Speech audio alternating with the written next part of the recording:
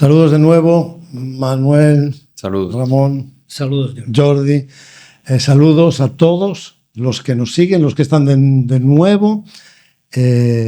Seguimos en nuestro podcast. Esperamos que esté siendo de su interés. Algún comentario hemos tenido durante la semana sobre la profundidad del tema.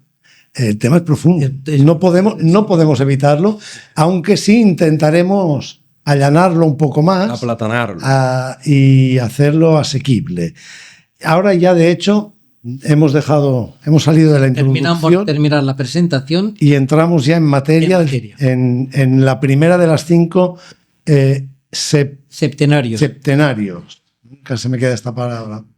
Que ya es lo primero que le ha dicho. Escribe a los ángeles de las 7 iglesias. Lo importante es, antes de terminar, de empezar con esto, es cómo se presenta la terminación de la presentación de este personaje. Yo tengo las llaves de la muerte y del Hades. Precisamente porque Cristo ha vencido la muerte, Él controla la muerte y el Hades, de forma que tiene poder. Es decir, ¿qué significa eso? Que Jesús es el juez supremo, el santo y el veraz, que con su muerte y resurrección ha iniciado el juicio del mundo. Porque ahora en este momento el mundo hay un juicio. Dirá San Juan que Cristo no ha venido a juzgar. ¿Dónde está el juicio? El juicio está en que vino la luz a los suyos y los suyos no la recibieron. Tanto el juicio está en la acogida o no a este mensaje de Cristo. Y lo que hace este personaje es darle al vidente una orden, que es escribir lo que has visto, lo que ya es y lo que va a suceder más tarde. Y lo que has visto es lo que está viendo en ese momento, esta visión. Lo que sucede ahora es la grave tribulación por la que está pasando la iglesia, que por ello se escribe a esta iglesia, y lo que va a suceder más tarde es la revelación de las fuerzas que rigen la historia, que es lo que nos va a hablar el libro del Apocalipsis. Tanto tenemos que el Señor está con nosotros y lo podemos esperar con seguridad. Entonces, el mandato es escribir a estas 7 iglesias. Los ángeles, no sabe quiénes son estos ángeles, algunos hablan que serían las propias iglesias o bien los obispos representantes de estas iglesias. Pero bien, vamos a ver entonces este mensaje que el vidente va a dirigir a las iglesias. Antes de ver una por una estas cartas, vamos a verlos un poco en su conjunto, porque hay unas características propias de estas cartas. En primer lugar, todas y cada una de ellas van dirigidas a la iglesia en general, aunque vaya dirigida a la iglesia de Éfeso o de Pérgamo, lo que sea, sin embargo, van dirigidas a la iglesia en general, ya que abordan temas que competen a todas ellas. Otra cosa que hay que tener en cuenta es que todas tienen el mismo esquema. O sea, hay una introducción con el mandato de escribir. Al ángel de la iglesia de Éfeso escribe. Eso en todas ellas. Y seguida por uno de los títulos atribuidos a Cristo en la visión inaugural. En cada uno hay un título concretamente. Por ejemplo, la de Éfeso dice el que tiene las 7 estrellas en su mano derecha. Entonces hay un mandato de escribir, un título que corresponde a la visión inaugural y por tanto luego viene el mensaje de la carta en la que se evalúa la actitud de cada una de las iglesias. Se da un diagnóstico de su situación y una exhortación a actuar en consecuencia. Es lo que te pasa a ti, por tanto, actúa de esta manera o de otra manera. Y van combinando alabanzas y reproches, aunque hay 2 de ellas, Sardes y Laodicea, que solamente reciben reproches.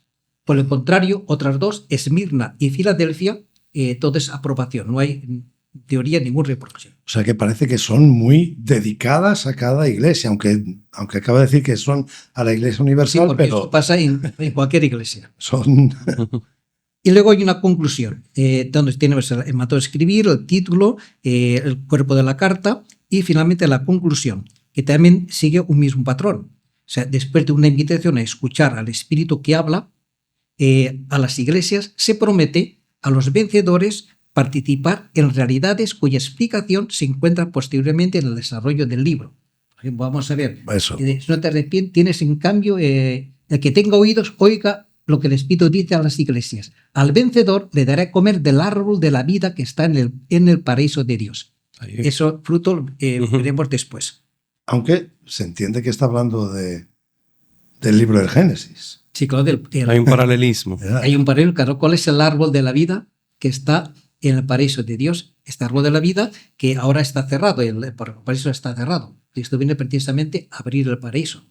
De hecho, es interesante que toda la Biblia tiene esta inclusión semítica. Se abre con el paraíso, donde está el árbol de la vida, de la que el hombre es expulsado al romper la comunión con Dios, y se cierra, lo veremos al final del libro, del Apocalipsis, con la descripción de la ciudad celeste, con las mismas imágenes del paraíso que vuelve a abrir. Y allí habrá otra vez el árbol de la vida. No un solo árbol, sino habrá miles de árboles de la vida. Por tanto, toda la Escritura hace referencia a esta realidad. Así como el hombre con su pecado ha sido expulsado del paraíso, ha roto la comunión con Dios, el propósito de Dios a lo largo de toda la historia de la salvación es reconstruir esta comunión con el hombre y por tanto llevar a conclusión cuando reabra de nuevo el paraíso con las bodas del Cordero. Y por tanto esto es el esquema de todo lo que es la Escritura. Quiere decir que todo lo que está por el medio habla de lo mismo. Exactamente. Es toda la acción de Dios para restaurar la comunión que el hombre ha roto. Entonces, ¿cuáles son estas alabanzas y reproches que hace? Eso se verá en cada una de las iglesias. Vamos. Porque hay una serie de peligros que amenazan a la iglesia. Hay dos tipos de peligros. Uno que viene desde fuera y otro que puede surgir de dentro. Interno y externo. Esto es muy actual. Exacto. Es que el Apocalipsis es sumamente actual. Por eso estoy intrigado. Vamos a ver ¿cuáles son los peligros? El peligro que viene de fuera. El peligro que viene de fuera es la persecución por parte del mundo. De hecho, está el poder político de Roma, que era sumamente tolerante con cualquier manifestación religiosa, siempre que ésta se limitara a, digamos así, al fuero interno y respetara el status quo del imperio. Por eso, ya hemos dicho 3 veces, ¿no? En Roma estaba el panteón donde tenían cabida todos los dioses, todas las religiones que tú quisieras. Tú puedes practicar tú personalmente o en vuestro grupo, te puedes practicar la religión que tú quisieras, pero tenías que aceptar el status quo del imperio que se concretizaba en la adoración, el servicio al César. Y recordemos que esto está fechado en épocas de la persecución de Domiciano. Y es lo que pasa en este momento. O sea, que está escribiendo a iglesias que están en plena persecución. Que es lo mismo que está pasando en este momento. Sí. O sea, en el NOM, el nuevo orden mundial, sí. Tú puedes hacer lo que tú quieras, mientras aceptes el pensamiento único que te sometas a él. Entonces, si eso, tú puedes hacer lo que quieras. Pero esas persecuciones externas, padre, le hacen bien a la iglesia. Bueno, pero eso es la realidad. Es decir, sí. Por tanto, ¿qué es lo que pasa con esto? En este caso, el Estado se arroga a sí mismo poderes divinos, porque el Estado es lo que te dice que tú, si me obedeces, si me sigues mis normas, yo te daré todo lo que tú quieras. ¿Qué tienes? ¿Qué puedes? Dinero. Yo te facilito el comercio, te doy todas las facilidades que tú quieras. ¿Qué quieres? Diversión. Te doy el circo, que es gratuito, todo lo que tú quieras. Con tal de que me adores, digamos, con tal de que te portes ante mí.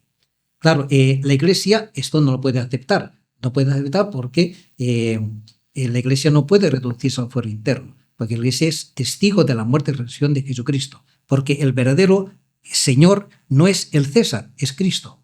Por eso los primeros cristianos iban al martirio, digamos así, a grito de Christos Kyrios. Cristo es el Señor, no el César. Y por tanto, por eso la Iglesia estaba siendo perseguida. Es la única realidad en el imperio que estaba siendo perseguida precisamente porque no se doblegaba, no se postraba ante el ídolo del emperador, digamos así. Entonces es el peligro que viene de fuera. Claro, este peligro es un peligro, obviamente, pero este peligro fortalece a la Iglesia. Sin embargo, hay otro peligro que viene de dentro, que este sí que es el peligro peligroso, valga la redundancia.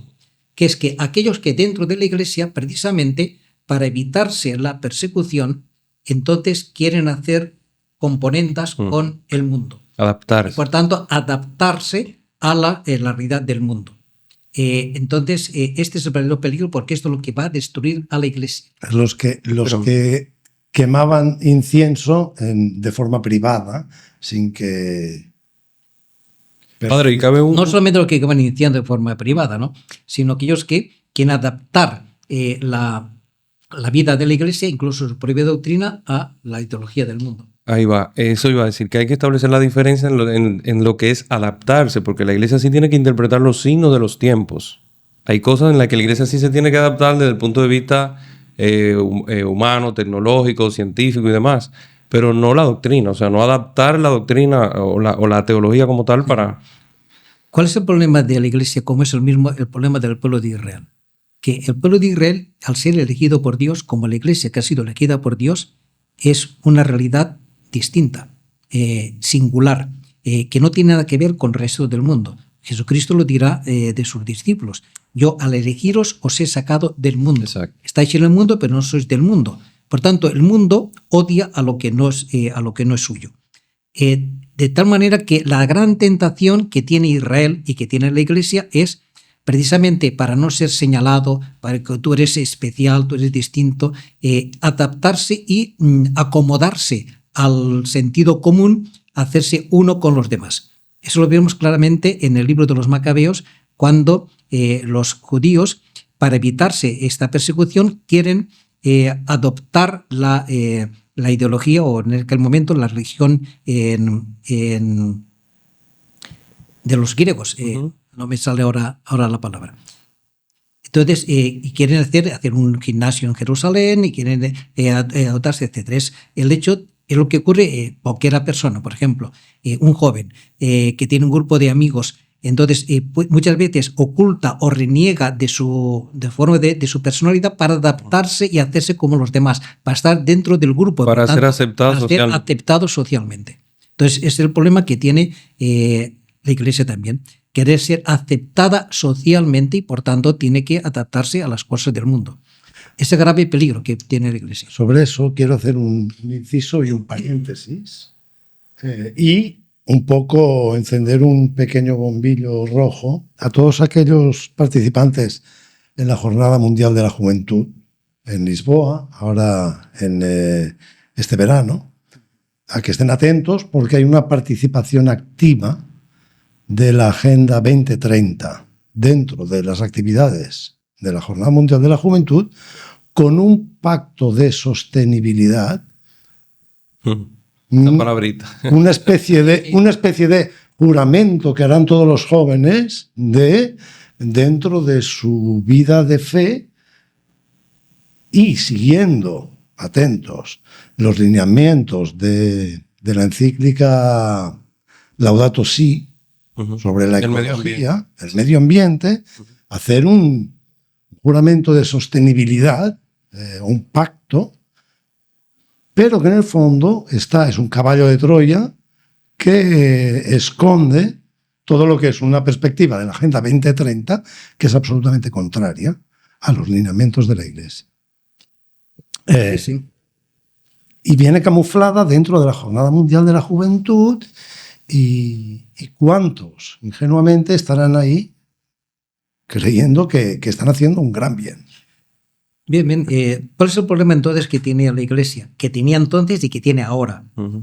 Aceptando este estado de cosas, la Iglesia corre el peligro de convertirse en una secta, reduciendo el mensaje de Cristo a una dimensión meramente espiritualista, mientras que en lo exterior debía limitarse a ser como los demás. Tanto la gran tentación que hay dentro de las iglesias es lo que podemos llamar el pecado del saulismo, que queriendo contentar a todos, quieren seguir a Cristo, pero al mismo tiempo adaptarse a los usos del imperio.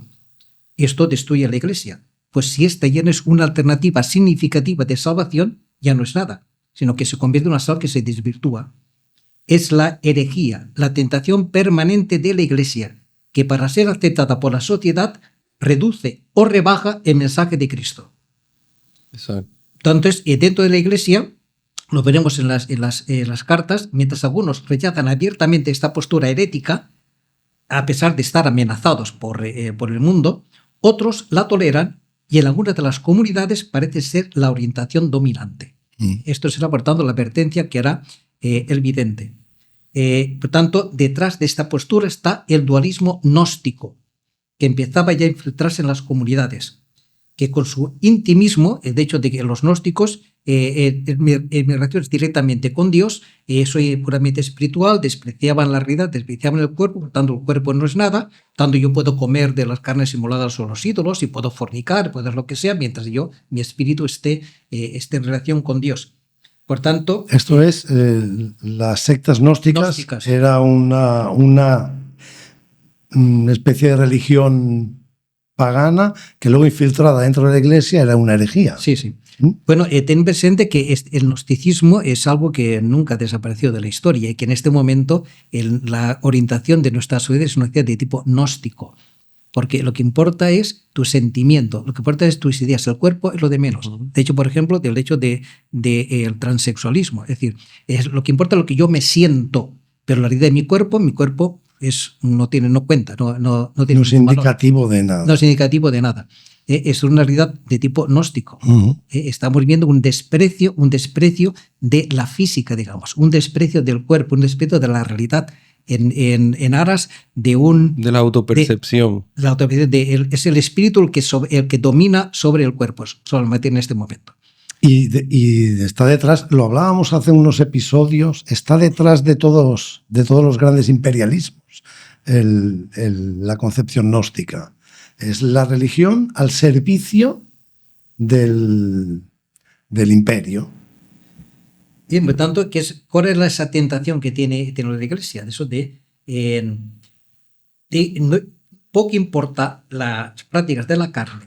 En el fondo, si yo sigo a Cristo en mi espíritu y lo demás no tiene ningún valor. Ahora bien, lo que se trata aquí de dilucidar, y tanto es lo que el autor va a atacar en cada iglesia, es si el seguimiento de Cristo comporta exigencias de fidelidad absoluta hasta llegar a las últimas consecuencias, entrando en el misterio de la cruz, por tanto está dispuesto incluso a dar la vida por defender la fe, o por el contrario, se puede buscar una escapatoria viviendo en convivencia con la mentalidad del momento. Es la gran cuestión. Se separa lo social de lo religioso, estableciendo un divorcio entre la fe y la vida. Este es el problema, problema que se dilucida aquí en estas cartas. Frente a ello, Juan proclama que el cristiano es testigo de la verdad y no puede transigir con las mentiras del mundo que van contra el hombre. Y aunque este testimonio le conduzca, como su Señor, a la persecución y a la cruz, tiene que estar dispuesto a ello. Es curioso que lo que está diciendo Juan, o este libro, hoy en día, incluso dentro de la iglesia, está muy mal visto. Es la radicalidad. Sí. La radicalidad viene subrayada como intolerancia, visión corta, no ver el conjunto de la realidad. Retrógrada. Sí. Sin embargo, Cristo es radical. Cristo no va con medias tintas y no va con componendas ni nada por el estilo. Qué duro es este lenguaje, le decía. Duro es el lenguaje. Sin embargo, Jesús no se echa atrás. El lenguaje es duro si tú lo quieres, si tú lo ves desde el punto de vista humano. Pero sin embargo, el yugo de Cristo es suave, su carga es ligera. Para aquel que está en él, eso es, no tiene, porque es el Cristo el que sostiene, el que lleva la cruz, no eres tú. Por eso, a propósito del libro del Apocalipsis, las palabras más duras que aparecen son contra la tibieza, porque es duro el que queda en una posición intermedia tibia. Eso lo veremos en una de las cartas, precisamente más adelante. La última, que es la más dura. La más dura y al mismo tiempo donde se da digamos así, el mensaje más entrañable, podemos decir, porque Dios ama precisamente al que está al pecador o al más débil, es el que más sostiene. Por último, hay que tener en cuenta el orden que sigue la distribución de las cartas. O sea, si vamos desde el punto de vista geográfico, se describe un arco que empieza en Éfeso y termina en la Odisea, antes de volver al punto de partida. Pero literariamente está distribuida en forma quiástica, de modo que la primera tiene una cierta relación con la séptima, la segunda con la sexta y la tercera con la quinta, quedando la cuarta en el centro, como iglesia tipo que presenta la problemática que aborda el Apocalipsis. Ya explicamos en el episodio anterior y en otro la para no repetirlo siempre, la forma quiástica, Eso, la forma, que es como, para que lo entiendan, es como un capicúa. Sí, sí. pero esa forma la forma quiástica tiene que ver con las 7 reglas de Hitler. No, Sí, es una de las la inclusión semítica, es una el de quiasmo. las reglas de Dilo, sí. pronúncialo Ay, claro, que parece que has dicho las de No Hitler. Hitler. No, Hillel. de Hillel. Hitler. Hillel. Es un rabino en la judía. Sí. Bien, todas las cartas tienen aspectos positivos y negativos, como he dicho antes, excepto las 2 pares que reciben únicamente alabanzas, mientras que la quinta y la séptima son las que se hallan en mayor peligro. La quinta y la séptima. Entonces, esos son el esquema general. Ahora habría que entrar en cada una de las cartas. No sé si nos da tiempo para ver la primera. Bueno, dará tiempo para entrar en una. Entonces, vamos a ver entonces la primera carta, que es la iglesia de Éfeso. Éfeso, que es la iglesia más de las 7, quizá la más conocida, más grande. Sí, la más grande. Sí, al ángel de la iglesia de Éfeso escribe: esto dice el que tiene las 7 estrellas en su mano derecha, el que camina entre los 7 candeleros de oro. Conozco tu conducta, tus fatigas y tu paciencia, y que no puedes soportar a los malvados, y que pusiste a prueba a los que se llaman apóstoles sin serlo, y descubriste su engaño. Tienes paciencia y has sufrido por mi nombre sin desfallecer. Pero tengo contra ti que has perdido tu amor de antes. Date cuenta, pues, de dónde has caído, arrepiéntete y vuelve a tu conducta primera. Si no, iré donde ti y cambiaré de su lugar tu candelero. Si no te arrepientes, tienes en cambio a tu favor que detestas el proceder de los nicolaitas, que yo también detesto. El que tenga oídos, oiga lo que el Espíritu dice a las iglesias. Al vencedor le daré a comer del árbol de la vida que está en el paraíso de Dios. Entonces vamos a ver quién es esta. Éfeso es la más populosa de todas las ciudades que aparecen aquí, concretamente en la provincia de Asia. Era el centro del culto a Artemisa, en la que se cultivaba también la magia. Tenía una comunidad cristiana muy floreciente, pero ya desde tiempos de San Pablo tuvo que afrontar problemas gnósticos de tendencia judaizante en su interior. Según la primera carta a Timoteo, nos habla de este problema. Uh-huh. El destinatario de cada una de estas cartas, aunque dirigida a las iglesias respectivas, es el ángel protector de la misma. Comienza, como todas las cartas, con la forma típica de los profetas del Antiguo Testamento. Esto dice el Señor. Quien habla es Cristo, que se presenta como el que tiene las 7 estrellas en su mano derecha, el que camina entre los 7 candeleros de oro. Y hemos visto en el episodio anterior el significado de este título cristológico. Ahora bien, dice, ¿qué es lo que dice Cristo? Conozco tu conducta, tus fatigas y tu paciencia. Estas palabras dirigidas a la primera de las iglesias clarifican la problemática que aquí se trata. El cristiano debe mantenerse firme en la fe a pesar de las dificultades en las que se encuentra. Y a continuación se especifican algunas de estas dificultades. Concretamente, en el seno de la iglesia se han infiltrado algunos falsos profetas que propagan doctrinas contrarias a la verdad. Uh-huh. La iglesia de Éfeso los ha identificado y por tanto los ha puesto a prueba, discerniendo entre la verdadera y la falsa predicación. Tanto más cuanto estos predicadores parecía que no venían enviados por alguna comunidad, sino que se presentaban en nombre propio. Tanto si la prueba del apóstol, como dice San Pablo, es la constancia en la persecución, estos falsos hermanos no parecían estar dispuestos a arriesgar su comunidad y su vida por la fe. Esto, por tanto, lo que lo distingue, lo que señala su falsedad. Entonces, a estas dificultades, por tanto, del entorno pagano, que han derivado en una abierta hostilidad hacia la comunidad, la iglesia de Éfeso está siendo hostigada por el entorno pagano, ahora se une esta realidad.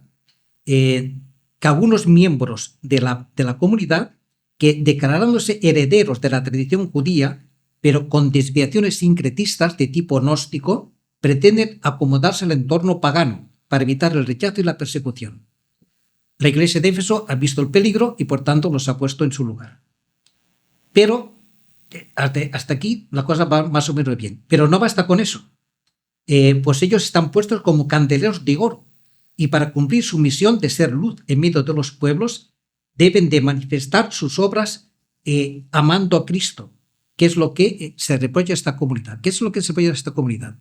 que has perdido tu amor de antes, has olvidado tu amor primero. ¿Cuál es el amor primero? No el amor de los comienzos de la comunidad cuando todo era alegría. Bueno, el amor primero es el amor a Cristo, que has perdido el amor a Cristo. Por tanto, se trata de vivir la radicalidad del amor de Dios que se ha manifestado sobre todo en el sacrificio pascual de Cristo y que pide la respuesta humana. Por tanto, a la total de entrega de Cristo que nos ama, debe corresponder la entrega de la Iglesia a Cristo. Por tanto, el cristiano a Cristo como su amor primero. La Iglesia está consagrada, todo su ser está consagrado a Dios como único Señor. Este es el primer mandamiento. Amarás al Señor tu Dios con todo tu corazón, con toda tu mente, con todas tus fuerzas. Por tanto, hay una pérdida en la radicalidad del amor. ¿Que esto a qué lleva? Lleva a la rutina y puede ocasionar que se introduzcan otros intereses que en tu corazón, que tiene que ser únicamente para Dios, entren otros ídolos. Pequeños idolitos, digamos así. Otros pequeños señores en el corazón del creyente que le impidan amar a Dios sobre todas las cosas. Y por el temor de dejar estas afecciones, le lleven a la tibieza en la fe y hasta la apostasía. Ese es el peligro. Pues bien, en este peligro que se llama la iglesia de Éfeso, por eso se le invita insistentemente a que se convierta. Y se le da con 4 imperativos. Dice, date cuenta que has caído, arrepiéntete y vuelve.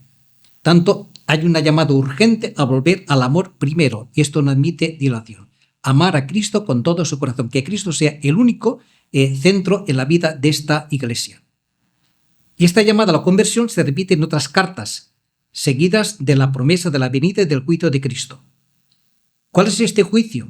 Es ante todo un discernimiento sobre la situación de las iglesias, hecho sobre todo desde el amor. Estando es Cristo que ama a su iglesia y desciende cuál es su situación. Tanto implica una amenaza, porque si no hay arrepentimiento, entonces el candelero será removido de su lugar. ¿Qué significa esto? Que la comunidad cristiana de Éfeso no podrá seguir desempeñando su misión de ser luz en medio del mundo si no vuelve a este amor primero.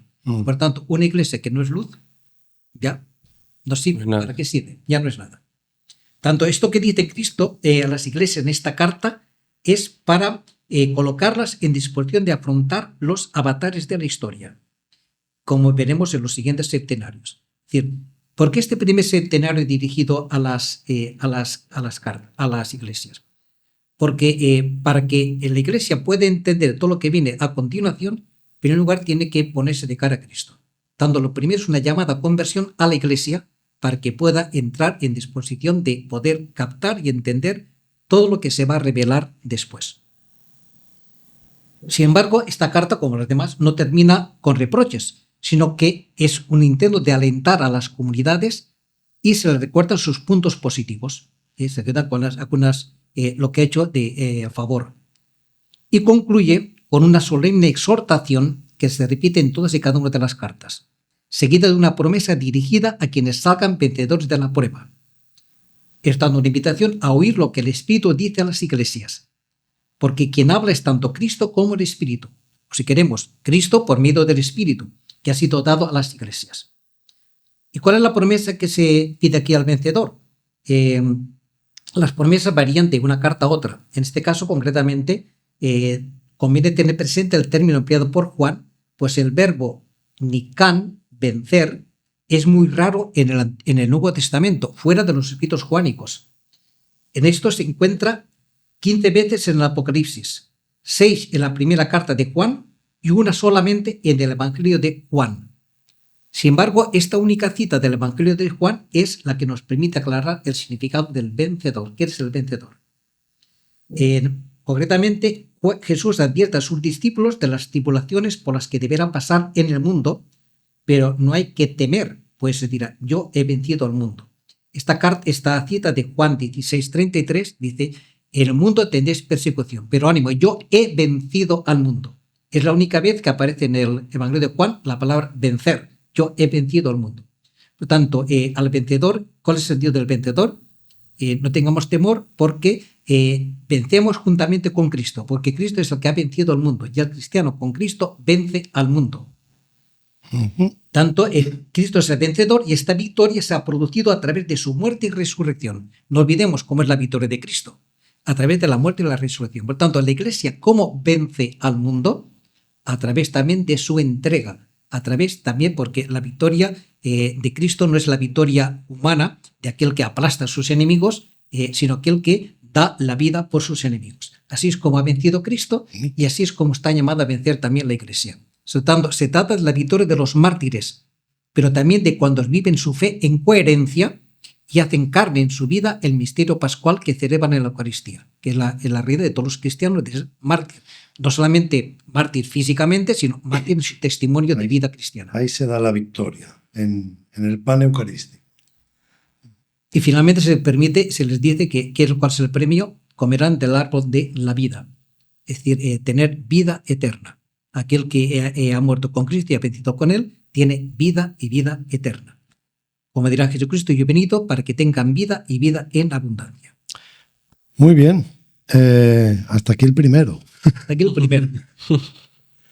Del primero y un poco la visión global de lo que significan estas 7 cartas. Y las podemos ir más rápidamente. Pero muy, muy, muy actual, y pienso que nos coloca en una perspectiva de futuro, de cara a lo que la Iglesia y está viviendo hoy en día y a los peligros que tiene la Iglesia de echarle agua al vino y de perder el amor. Ya hemos dicho que el Apocalipsis es de máxima actualidad, porque lo que se está diciendo aquí es lo que está pasando en este momento. No está hablando de...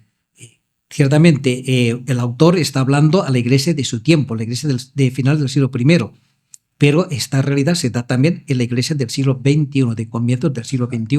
La misma realidad, bajo de otras características, otras circunstancias, pero en el fondo la realidad es la misma. Pues muy bien, seguiremos la semana siguiente. Nosotros estaremos aquí y esperamos que ustedes quieran seguirnos también. Seguiremos con el tema. No está de más decir, padre, que quien quiera profundizar, todo esto y mucho más está incluido en el libro El Cordero, la mujer y el dragón, que pueden encontrar en las librerías. Que veremos el centro del libro del Apocalipsis. Ahora mismo, si lo encuentran en las librerías, ya no tiene este formato. No, tiene otro formato. Tiene otra carátula, porque tiene nueva edición, redactado y escrito por el padre Ramón, que es de su autoría. Es de su autoría. Muy bien, pues nos vemos la próxima semana. Saludos, Manuel, padre. Buena casi fin de semana. Sí. Muy bien, muchas gracias. Bye. Hasta pronto.